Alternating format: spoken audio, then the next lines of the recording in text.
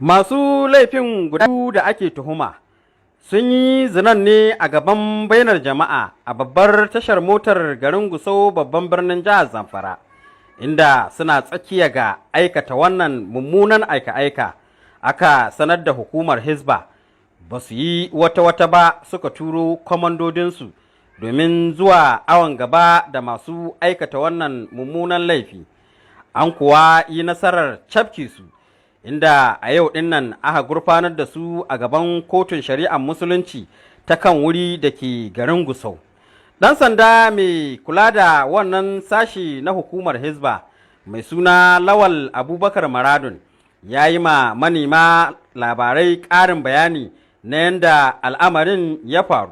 Ga kuma abin da yake cewa kamar wasu ne a wannan kotu ta City High Shari'a Court da ke nan kan wuri Gusau bisa ga tuhumarsu da ake yi da aikata laifi wanda ya saba ma shari'ar musulunci na amfani da wannan dama a cikin tasha, cikin al'umma, cikin mutane su yi zindir ta yi zindir su yi amfani da juna, wanda hakan ya saba ma shari'a ta musulunci ta jihar Zamfara. Cikin tasha akwai shugabanni da kuma wakilai na hukumar Hisba wanda an samu wannan rahoto ne a wajen, kuma lokacin da aka samu rahoto din ita yarinyar tana ce mai tashi iskanci, shi kuma yana mata bayanin cewa ita iskanci. Akan haka nan suka yi magana cewa to wanda ya iskanci ya cire kayan shi, sai ta cire kayanta shi ma cire kayan shi, inda ya zo ta ce to ya hauta, kuma ya hauta a gaban mutane, wanda haka nan bai dace ba kuma ya saba ma al'ada da kuma aqida ta addinin musulunci. Abu ne wanda zan ba mu da haufi akai. Tun a can hukumar Hisba sun yi ikirari sun aikata wannan laifi, shi ma haka wannan Murtala da ake zargi ya yi ikirarin cewa aikata wannan laifi. Sai dai a nasu bangare waɗanda ake tuhumar su biyu su ma sun yi ma manema labarai ƙarin bayani kamar haka. Ni wallahi ba aiki na bane, sanduna ne na sai suwa.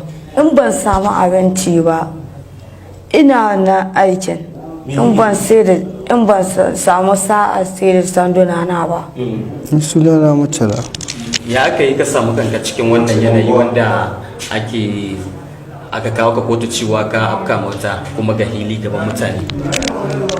Gaskiya ni ban sani ba, domin Allah, dan na je wani wuri an yi wani buki na sha wani abu, to wallahi ban sani ba ne. Daga babbar kotun kan wuri da ke nan cikin garin Gusau babban birnin jihar Zamfara, Murtala Adamu, labaran Tambarin Hausa TV.